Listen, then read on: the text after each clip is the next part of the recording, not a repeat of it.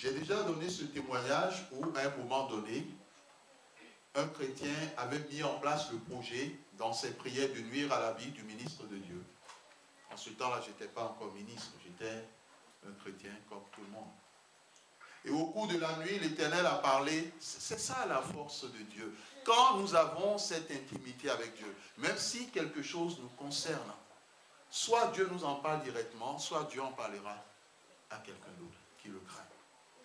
Et cette personne donnera l'information. Alors, un autre frère que nous connaissons, durant la nuit, 3 fois de suite, il a vu notre enterrement.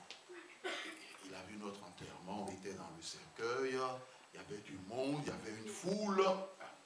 Il a prié, s'est rendormi, il a revu le même rêve. Ah, il dit, mais qu'est-ce qui se passe? Il a prié, il a demandé à Dieu de renverser tout ce qu'il devait renverser. Il vous revoit encore le même rêve de décès. Qu'est-ce qui ne va pas? Donc 3 fois dessus, le lendemain, quand il s'est réveillé, il est venu nous rencontrer. Il a dit, ah, Henri, il y a telle situation, durant la nuit, voici ce que j'ai vu. Quand vous recevez quelque chose de la part de Dieu, allez vous-même devant la présence du Seigneur. Amen. Amen. Nous sommes allés devant la présence du Seigneur et dit, mais Éternel, voici ce que ton enfant a reçu. Qu'est-ce qui ne va pas? Qu'est-ce qu'il y a? Alors Dieu nous a parlé, point par point, nous disant, voici la source, voici l'origine, voici la personne qui est à l'origine de la situation. Alors nous disons, mais Seigneur, qu'est-ce qu'on doit faire pour sortir de cette situation?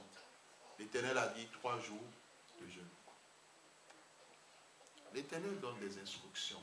Quand il donne les instructions, il faut les suivre. Et l'Éternel sait pourquoi. Et l'Éternel est plus intelligent que nous. Donc nous sommes entrés dans le jeûne. À la fin du 2e jour, l'Éternel m'a dit, mon enfant, je t'ai déjà exaucé. Tu es déjà délivré de ce pouvoir de la mort. Et à la fin du 3e jour, nous avons rendu grâce à Dieu, nous avons continué. La force du jeûne. Donc, quand nous le faisons, nous ne le faisons pas. Vraiment, je vais encore jeûner. Non, on ne doit pas être dans cette attitude. Et c'est ce que l'Éternel peut te dire. Il y a des bénédictions qui sont attachées au jeûne. Vous vous rappelez d'Esther, Mardoché, Aman. La force du jeûne. Dieu a fait pencher le cœur du roi. Amen. Vous avez un dossier dans l'administration. Le dossier ne bouge pas. Mais entrez dans le jeûne. Et demandez à Dieu de faire pencher le cœur des personnes qui doivent décider. Vous avez une situation dans le cadre de votre vie professionnelle, de votre boulot, et vous sentez que la situation n'est pas bonne. Entrez dans le jeûne et demandez à Dieu d'intervenir en votre faveur. Amen. Vous vous rappelez par rapport à Mardoché. Mardoché avait déjoué un complot concernant le roi. Est-ce que le roi était au courant? Mais non. Mais un soir, Dieu a voulu que le roi en soit informé. Et il a appelé Aman, il a dit, mais il y a une personne, si une personne fait ceci au roi, qu'est-ce qu'on doit faire à cette personne? Alors, Aman dit, mais il faut, Aman pensait qu'il s'agissait de lui. Il faut le cheval du roi, la personne, et qu'on dise, voilà comment est-ce que Dieu, le roi plutôt, honore ceux qui le servent. Je ne me rappelle plus des paroles. Et finalement, c'est ainsi. Tu peux être dans un boulot et être confronté à un conflit par rapport à un collègue. Où chaque fois, tu te rends compte que c'est cette personne qui passe son temps à te jeter des piques, quel que soit le nom qu'on peut donner. Soumets la situation à Dieu dans le jeu.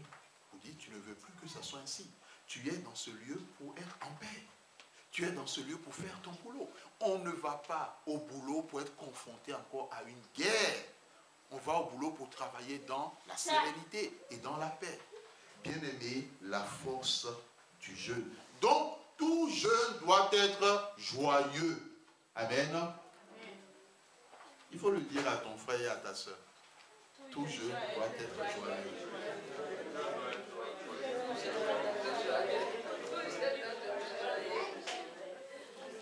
Amen. Donc, tout le monde a entendu. Donc, s'il arrive dans ta maison, tu vois une mine froissée, parce que la personne jeûne, Demande-lui de rectifier son visage. Amen. Demande-lui de rectifier son visage. Donc, ce qui veut dire, il faut que la joie du Seigneur, la joie de Dieu apparaisse sur son visage. Et cela est quelque chose de formidable avec Dieu. La persévérance comme qualité première. Lorsque nous jeûnons, nous devons faire preuve de persévérance et de vigilance. Il faut persévérer. Quand Dieu te dit tel nombre de jours, Dieu te donnera la force d'aller jusqu'au bout. Il ne te laissera pas. Dieu ne fonctionne pas ainsi. Il faut savoir qu'il interviendra. Bien-aimé dans le Seigneur, le plus important est que tu ailles jusqu'au bout. Parce que Satan fera tout pour que tu n'ailles pas jusqu'au bout. Si tu t'es entendu sur 19h, tu vas jusqu'à 19h. En cours de jeûne, ne dis pas à Dieu, Seigneur, aujourd'hui, vraiment, j'ai beaucoup travaillé, je suis fatigué. Je veux que tu abrèges. Je vais finir aujourd'hui à midi. Non, bien aimé. Ou bien, j'aimerais finir à 16h. Si c'était mieux, 16h, je vais finir à 16h. Parce que vraiment, là où je suis trop fatigué, je ne peux pas aller. Non, la joie du Seigneur est quoi? Est ma force. C'est ce pourquoi nous disons, sois joyeux. C'est déjà un élément.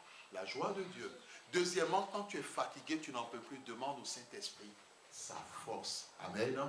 Demande au Saint-Esprit de te fortifier. Et quand tu feras cette prière, tu seras quelqu'un d'autre. Amen.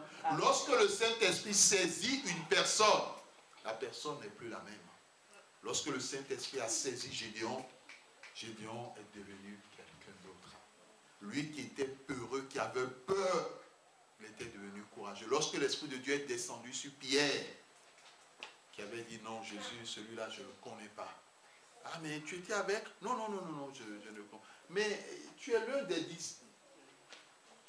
Le jour de la Pentecôte, quand il a reçu le baptême de feu, il a dit, ce Jésus que vous avez crucifié. Donc, il avait le courage, la force d'aller jusqu'au bout. Le jeûne te permet de demeurer dans l'unité du Saint-Esprit. Le chrétien demeurera un avec le Saint-Esprit du début et à la fin de son jeûne.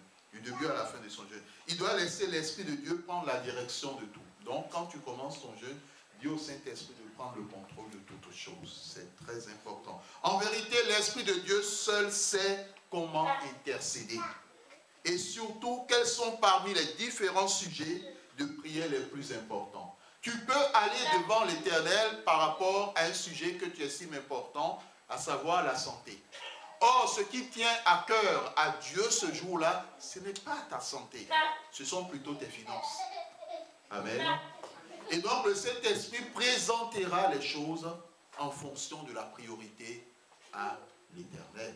Et l'Éternel se hâte d'exaucer. Cela veut dire que Dieu ne répondra pas à ta question de santé, mais il aurait voulu que tu mettes en premier la question des finances. Amen. Le Saint-Esprit intercède pour nous, car l'Esprit de Dieu seul sonde les profondeurs du cœur de Dieu, et lui seul peut intercéder selon Dieu. Est-ce que tu as déjà expérimenté le fait de prier par le Saint-Esprit? Si tu ne l'as pas expérimenté, il faut le faire. Si tu as déjà expérimenté, Dieu soit loué. Il faut le faire. Bien aimé, chaque fois que tu veux prier, ne prie plus seul. Ne sors plus des mots pour sortir des mots. Non. Chaque fois que tu veux prier, tu appelles le Saint-Esprit. Tu lui dis, Esprit de Dieu, j'ai besoin de toi durant ce temps de prière. Et j'aimerais que tu prennes la direction de cette prière. Et que tu intercèdes auprès de Dieu pour moi selon le cœur de Dieu, selon le dessein, le plan de Dieu pour ma vie. Bien aimé, c'est très important. Quand tu commences à prier avec l'Esprit de Dieu, ta vie de prière changera. Les exaucements ne vont plus prendre du temps. Les exaucements vont se hâter pour s'accomplir. Mais quand tu pries avec... La Bible dit prier par l'Esprit. Quand tu pries avec la chair, avec tout le mélange, non, c'est pas ça. Ça, c'est lorsqu'on est enfant dans la foi qu'on peut prier de nous-mêmes. Mais lorsqu'on commence à grandir, on devient adulte dans la foi, on prie par l'Esprit. quand tu fais cette prière, tu dis à Dieu que tout ce qui est chair, sang, et tout ce qui est de toi-même se taise, tes propres pensées se taisent, et que ce soit la pensée et le langage de l'Esprit de Dieu qui prennent la relève. Quand tu ouvriras ta bouche pour prier, sache que ce n'est plus toi qui prends la direction, c'est le Saint-Esprit qui prend la direction. Il priera, tu te verras en train de prier dans un langage normal, mais la conduite et la direction revient au Saint-Esprit. Amen. C'est comme quand on prend un chauffeur, une voiture. Tu peux conduire ta voiture, mais le jour où tu dis, bon, aujourd'hui je ne conduis pas la voiture, je remets ça à ce chauffeur, pas n'importe quel chauffeur bien sûr, tu remets ça au chauffeur, bon, vous conduisez aujourd'hui. Le plus important, c'est que ta prière soit conduite par le Saint-Esprit. Même s'il y a des obstacles, ces obstacles-là ne peuvent pas arrêter la prière du Saint-Esprit. Ce n'est pas possible. Mais or, toi, tes prières de toi-même, les obstacles peuvent les freiner ou les empêcher de monter au trône de Dieu. Bien-aimés dans le Seigneur, demandons à l'Esprit de Dieu de nous aider dans cette démarche. Et elle est fondamentale. Si tu veux réellement vivre des vies de prière puissantes, apprends à prier par le Saint-Esprit. Que le Seigneur bénisse sa parole. Amen. Amen. Zambé malamu, Zambé